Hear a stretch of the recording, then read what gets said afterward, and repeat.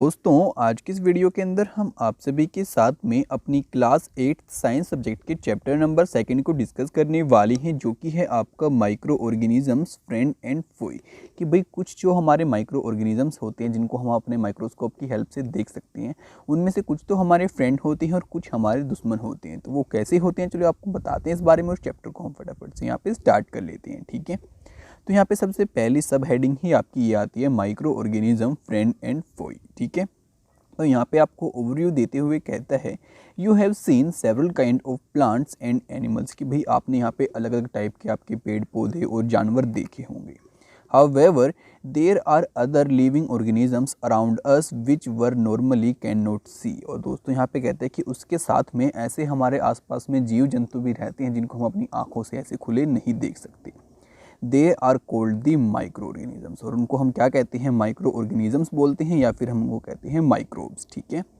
For example you might have observe that the during the rainy season moist bread gets spoiled and its surface get covered with a grayish white patches। अब दोस्तों यहाँ पे कहते हैं कि भाई जब कभी भी आपका बारिश का सीजन आता है तो अगर आपका कोई ब्रेड ऐसे खुला रखा हुआ है तो उसके जाने के बाद में उसके ऊपर आपको थोड़ी यहाँ पे फूई वगैरह लग जाती है और थोड़ी ग्रे सी लेयर उसके ऊपर आ जाती है, ठीक है। तो वो जो आपकी आती है ना, वो आपके यहाँ पे माइक्रोब्स होते हैं या फिर आपके माइक्रो ऑर्गेनिजम्स होते हैं। फिर कहते हैं observe this patches through a magnifying glass you will see tiny black rounded structures.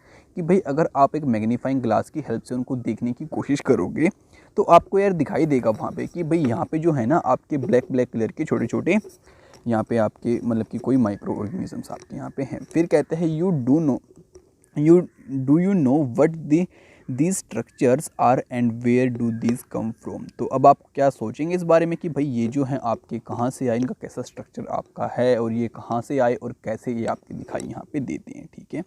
तो माय फ्रेंड्स चलो यार अब आपको बताते हैं माइक्रो ऑर्गेनिजम्स के बारे में। आपकी एक्टिविटी 2.1 से हम स्टार्ट करते हैं। तो यहाँ पे कहता है collect some moist soil from the field in a beaker and add water to it. कि भाई आप एक काम करो, नमी वाली मिट्टी किसी भी खेत से या फिर किसी भी खुली जगह से उठाओ और उसको एक बीकर के अंदर आप डाल लो, ठीक है।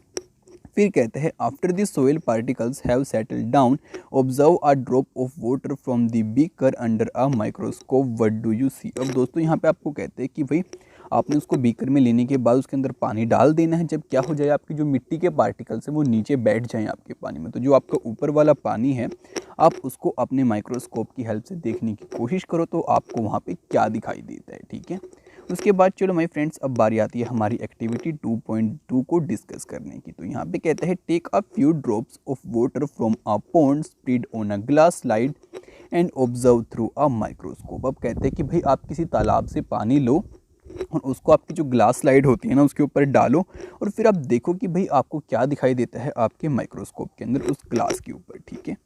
फिर आपको कहता है do you find tiny organisms moving around. क्या वहाँ पे आपको छोटे छोटे ऑर्गेनिजम्स घूमते हुए दिखाई देते हैं आपके माइक्रोस्कोप के अंदर या फिर नहीं देते। एक बार आप इस बात को यहाँ पे ऑब्जर्व करो, ठीक है। फिर कहते हैं these observation shows that the water and soil are full of tiny organisms through not all of them fall into the category of microbes.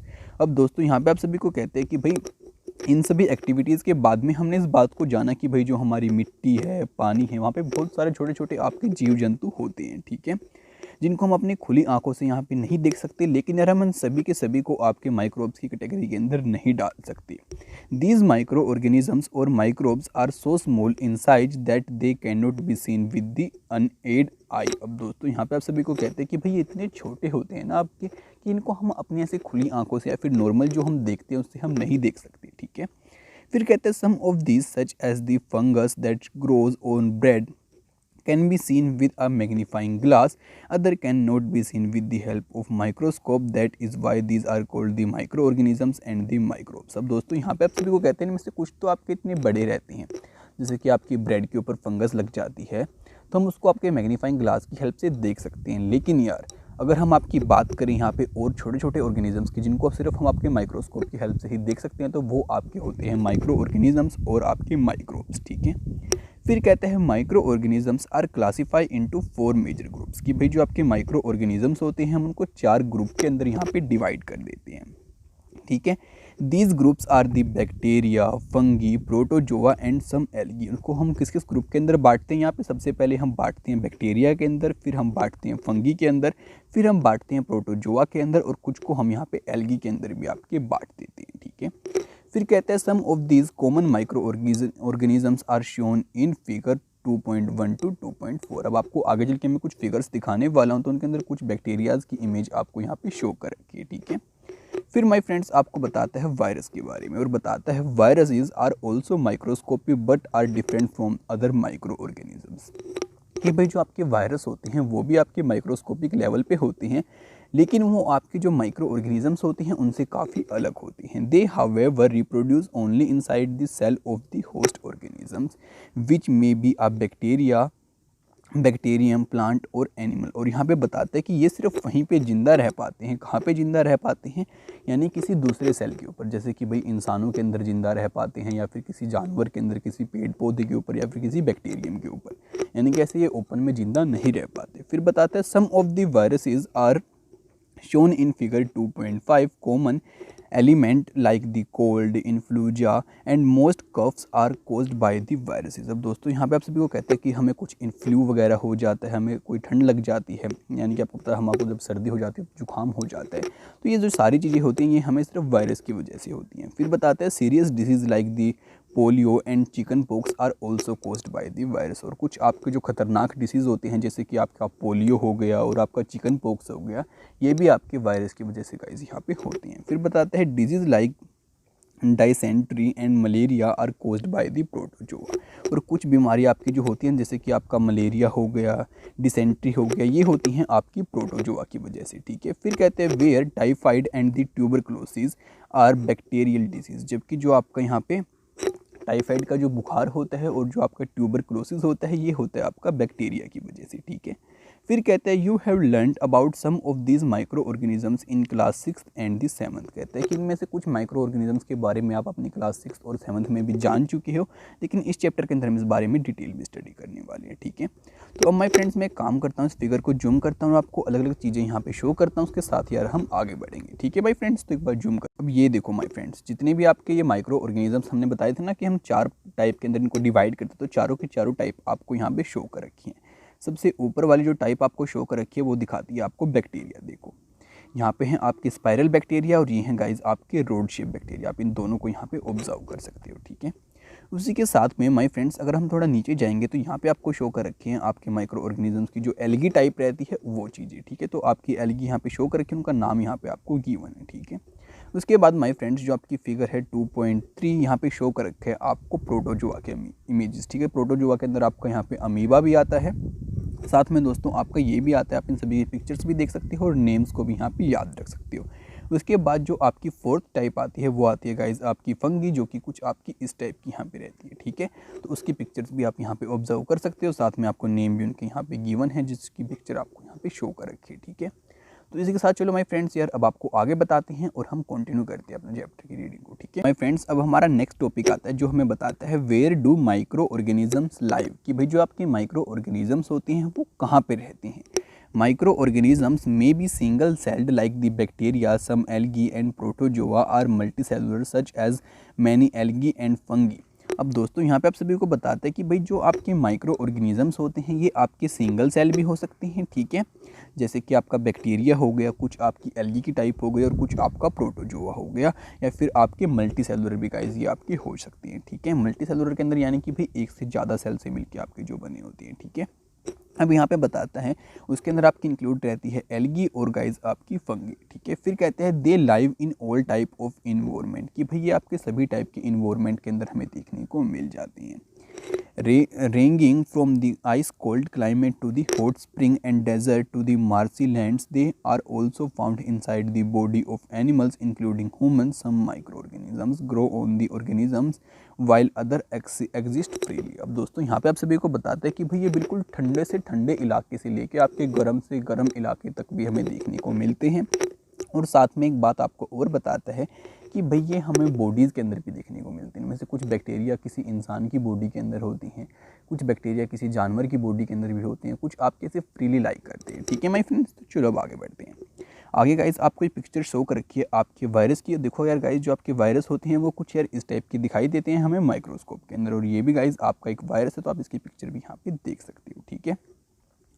तो अब बारी आती है हमारे नेक्स्ट टॉपिक की, जो कि हमें बताता है माइक्रो ऑर्गेनिजम्स एंड अस, कि भाई जो हमारे माइक्रो ऑर्गेनिजम्स होते हैं और हम हैं, हमारे बीच में क्या यहाँ पे संबंध रहता है, ठीक है। तो ये आपको कहते हैं micro organisms play an important role in our lives, कि भाई जो आपके माइक्रो ऑर्गेनिजम्स होते हैं वो हम इंसानों की लाइफ में बहुत इंपॉर्टेंट रोल प्ले करती हैं। Some of them are beneficial in many ways where some others are harmful and cause disease. अब यहाँ पे कहते हैं कि इनमें से कुछ तो भाई हमारे लिए बहुत बेनिफिशियल होते हैं और हमारी हेल्प करते हैं, जबकि कुछ हमें क्या करते हैं, बीमार कर देती हैं, हमें बीमारी देती हैं। Let us study about them in detail. तो चलो यार इनके बारे में डिटेल में स्टडी करते हैं गाइज, और जानते हैं कि कौन से हमारे लिए यूज़फुल हैं और कौन से हमारे लिए यहाँ पे खतरनाक है, जो कि हमें बीमारियाँ वगैरह भी यहाँ पे कर देते हैं, ठीक है। तो चलो माय फ्रेंड्स यार अब स्टडी करते हैं हमारे टॉपिक को, जो कि आपका आता है फ्रेंडली माइक्रो ऑर्गेनिजम्स, यानी कि जो हमारे लिए अच्छे होते हैं और हमारी हेल्प करते हैं। तो सबसे पहले हम उन माइक्रो ऑर्गेनिजम्स को जानेंगे, फिर हम जानेंगे उनके बारे में जो कि यार हमारे लिए हार्मफुल रहते हैं, ठीक है। तो चलो स्टार्ट कर लेते हैं इसको भी। सो अब यहाँ पे कहता है micro organisms are used for various purpose, they are used in preparation of curd, bread and cake. अब दोस्तों यहाँ पे बताता है कि भाई जो आपके माइक्रो ऑर्गेनिजम्स होते हैं उनका यूज़ हम अपने अलग अलग कामों के लिए करते हैं हमारी लाइफ में, जैसे कि भाई हम जो दही जमाते हैं, हम जो ब्रेड बनाते हैं, हम कोई केक बनाते हैं, तो यार वो हम अपने माइक्रो ऑर्गेनिजम्स की हेल्प से ही यहाँ पे बना पाते हैं। फिर आपको बताता है गाइज कि भाई जो आपके माइक्रो ऑर्गेनिजम्स होते हैं have been used for the production of alcohol since ages, कि भाई जो आपके माइक्रो ऑर्गेनिजम्स होते हैं हम इन्हीं का यूज़ करके आपकी अल्कोहल को भी बनाते हैं।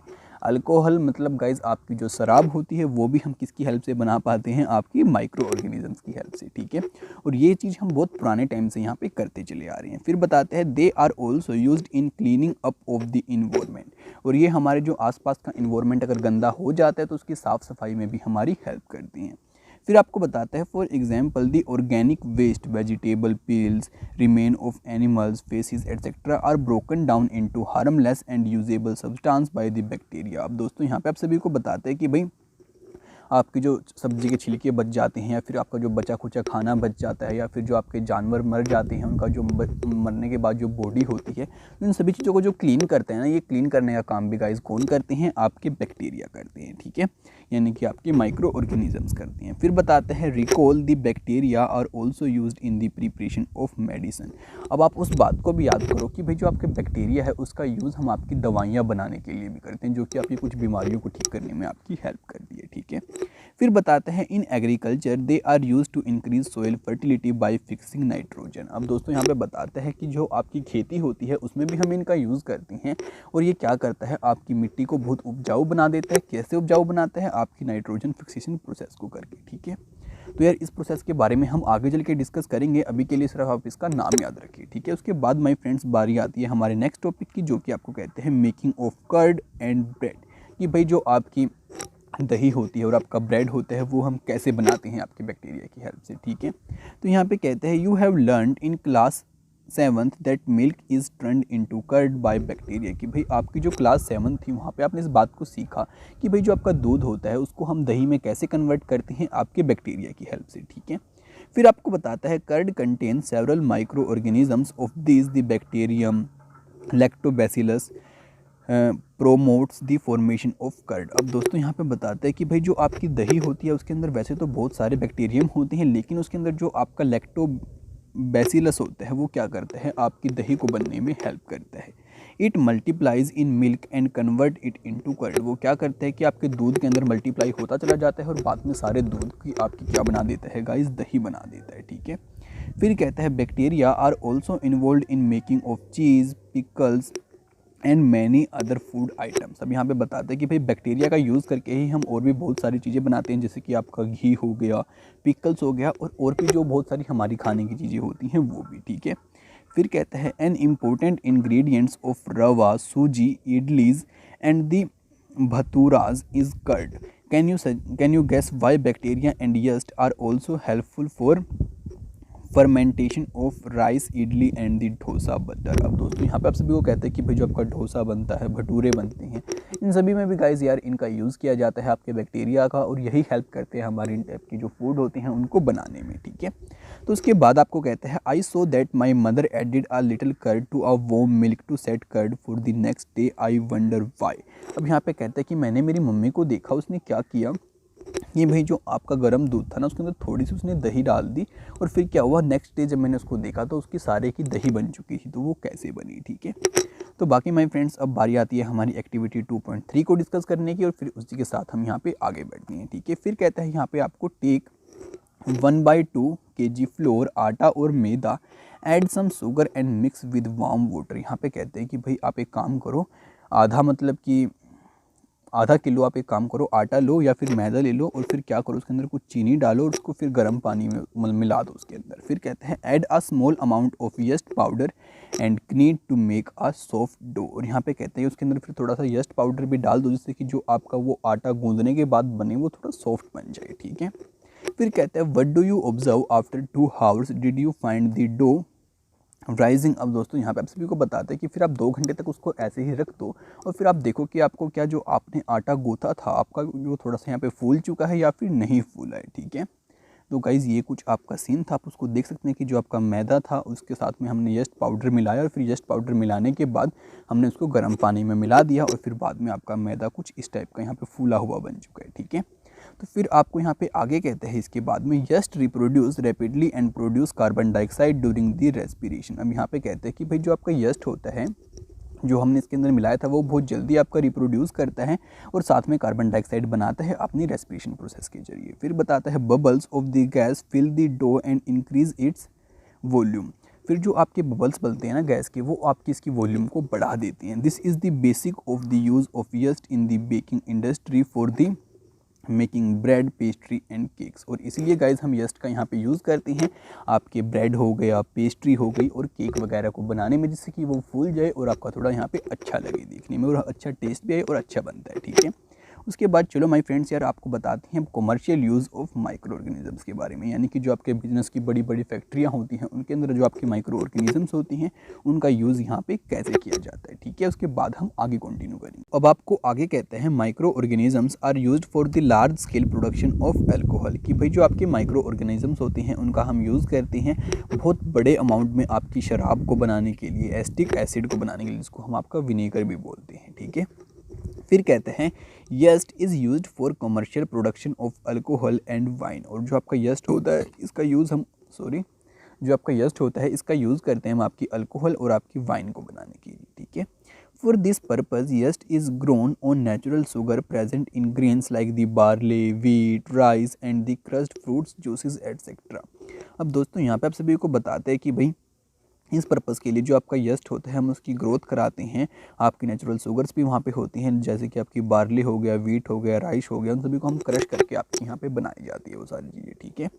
उसके बाद चलो माय फ्रेंड्स अब बारी आती है आपकी एक्टिविटी 2.4 को स्टडी करने की। तो यहाँ पे कहता है आपको take a 500 ml beaker filled up to 3/4 with water. यहाँ पे कहते हैं कि भाई आप कोई 500 ml का एक बीकर लो और उसको आप मतलब कि 3/4 भाग को उसके भर दो पानी के साथ में। फिर कहते हैं आप उसके अंदर 2-3 टीस्पून आपकी चीनी को डालो, add a half spoon of yeast powder to the sugar solution.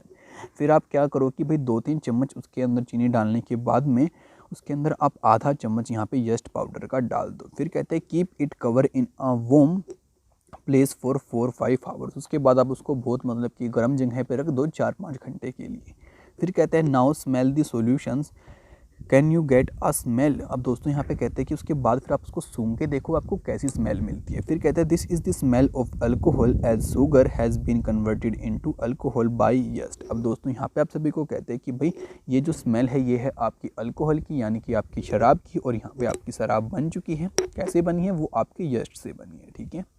फिर कहते हैं this process of conversion of sugar into alcohol is known as the fermentation. और ये जो आपकी प्रोसेस होती है ना कि भाई शुगर से उसको अल्कोहल में कन्वर्ट कर देना, इसी प्रोसेस को गाइज हम कहते हैं यहाँ पे फर्मेंटेशन, ठीक है। फिर कहते हैं लुईस पास्चर डिस्कवर्ड फर्मेंटेशन इन 1857। और जो आपके लुईस पास्चर थे उन्होंने इस प्रोसेस को यहाँ पे डिस्कवर कर दिया था आपका 1857 के अंदर, ठीक है। तो बाकी चलो माय फ्रेंड्स, अब आपको बताते हैं medicine use of micro organisms की भाई जो आपकी दवाइयाँ वगैरह आती हैं वहाँ पे कैसे यूज़ किया जाता है आपके इन माइक्रो ऑर्गेनिजम्स को। ठीक है, तो यहाँ पे कहते हैं whenever you fall ill the doctor may give you some antibiotic tablets, कि भाई जब कभी भी आप बीमार हो जाते हो तो जो आपका डॉक्टर होता है वो आपको कुछ एंटीबायोटिक जो आपकी टैबलेट्स होती हैं, कैप्सूल्स होते हैं, वो आपको देते हैं। ठीक है, और इंजेक्शन सच एज ऑफ पेनिसिलियन, और कुछ आपको इंजेक्शन भी लगाता है जो कि आपकी पेनिसिलियन की होती हैं। ठीक है, the source of this medicine is micro organisms. अब यहाँ पे आप बताते हैं कि भाई ये जो आपकी जितनी भी दवाइयाँ डॉक्टर ने आपको दी है, जैसे कि आपकी एंटीबायोटिक हो गई और आपका पेनिसिलिन का इंजेक्शन हो गया, ये सभी आपकी क्या होती हैं, माइक्रो ऑर्गेनिज्म से तैयार की जाती हैं। दीज मेडिसन्स किल और stop the growth of disease causing micro organisms, और यहाँ पे भाई जो भी आपकी बीमारी अगर कोई माइक्रो ऑर्गेनिजम्स करता है तो ये उसको क्या कर देती हैं, किल कर देती हैं, ख़त्म कर देती हैं। ठीक है, such medicines are called the antibiotic, तो इसलिए हम मेडिसिन को क्या कहते हैं, यहाँ पे एंटीबायोटिक बोलते हैं। फिर कहते हैं these days are number of antibiotics are being produced from bacteria and fungi, और आज के टाइम पे गाइस क्या है कि भाई बहुत सारी आपकी एंटीबायोटिक बनाई जा रही हैं आपके बैक्टीरिया और फंगी का यूज़ करके। फिर आपको बताता है streptomycin, tetracycline and the erythromycin are some of the commonly known antibiotics. अब आपको कुछ एंटीबायोटिक्स के गाइस यहाँ पे नेम भी दे रखे हैं। ठीक है, फिर कहते हैं which are made from the fungi and bacteria, और ये आपकी फंगी और बैक्टीरिया की हेल्प से यहाँ पे बनाई गई हैं। फिर कहते हैं the antibiotics are manufactured by the growing specific micro organisms and are use to cure a variety of diseases, की भाई जो आपकी होती है ना मतलब कि एंटीबायोटिक्स, इनका यूज़ करते हैं हम अलग अलग टाइप की आपकी बीमारियों से आपको बचाने के लिए। फिर बताते हैं आपको in 1929 Alexander Fleming was working on a culture of disease causing bacteria, suddenly he found the spores of a little green mould in one of his culture plates. अब दोस्तों यहाँ पे कहते हैं कि भाई कोई आपका अलेक्जेंडर फ्लेमिंग नाम का एक इंसान था जो कि आपका 1929 के अंदर इसी सब चीज़ों के ऊपर काम कर रहा था कि भाई कौन सी बीमारियां आपकी बैक्टीरिया की वजह से यहाँ पे होती हैं। तभी उसको क्या होता है, कुछ स्पोर्स दिखाई देते हैं छोटे छोटे ग्रीन कलर के उसकी एक प्लेट के ऊपर। ठीक है, उसके बाद बताता है he observed that the presence of mould prevent the growth of bacteria, कि भाई जो उसका मोल्ड था उसने क्या किया, यहाँ पे जो बैक्टीरिया की ग्रोथ थी उसको यहाँ से हटा दिया। In fact it kill many of this bacteria, और उसने कुछ बैक्टीरियाज को यहाँ पे मार भी दिया। ठीक है, फिर बताता है from the mould penicillin was prepared, और यहीं से आपकी क्या प्रिपेयर की गई गाइज, आपकी पेनिसिलिन, जिसका आपको इंजेक्शन दिया जाता है। ठीक है, फिर बताता है antibiotics are even mixed with the feed of live stock and poultry to check microbial injections in animal. अब दोस्तों यहाँ पे कहते हैं कि भाई जो आपकी एंटीबायोटिक्स होती हैं उनको हम जानवरों के खाने के साथ में मिला के, या फिर जो आपकी अगर हम जो मुर्गियाँ वगैरह होती हैं उनको पालते हैं ना पोल्यूट्री के अंदर, तो उनको दे के खिला के हम मतलब कि उनको कई बार तो इंजेक्शन वगैरह दे देते हैं जिससे कि उनके अंदर जो आपके माइक्रो ऑर्गेनिजम्स होते हैं वो यार ना पैदा हो और कोई बीमारी उनके अंदर यहाँ पे ना लगे। ठीक है,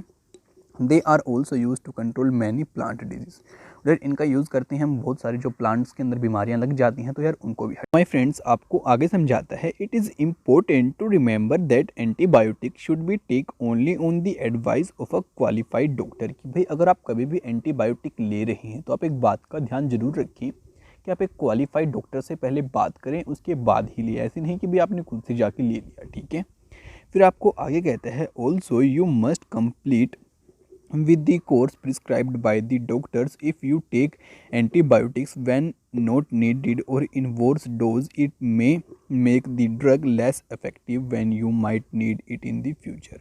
अब दोस्तों आगे आपको कहते हैं कि भाई अगर आप मानो ऐसे अपनी मर्जी से कुछ भी लेते चले जा रहे हैं, फिर आप किसी डॉक्टर से कंसर्न नहीं कर रहे हैं, तो ये आपकी सिचुएशन को और भी ख़राब कर सकता है, और आगे चल के अगर आपको मानो कोई फ्यूचर में कोई बड़ा डिजीज़ हो जाता है तो उसकी ट्रीटमेंट के लिए अब डॉक्टर को आपको और ज़्यादा हैवी यहाँ पे देनी पड़ेगी। ठीक है, उसके बाद आपको कहता है also antibiotic taken unnecessary may kill the beneficial bacteria in the body. Antibiotics however are not effective against cold and flu as these are caused by viruses.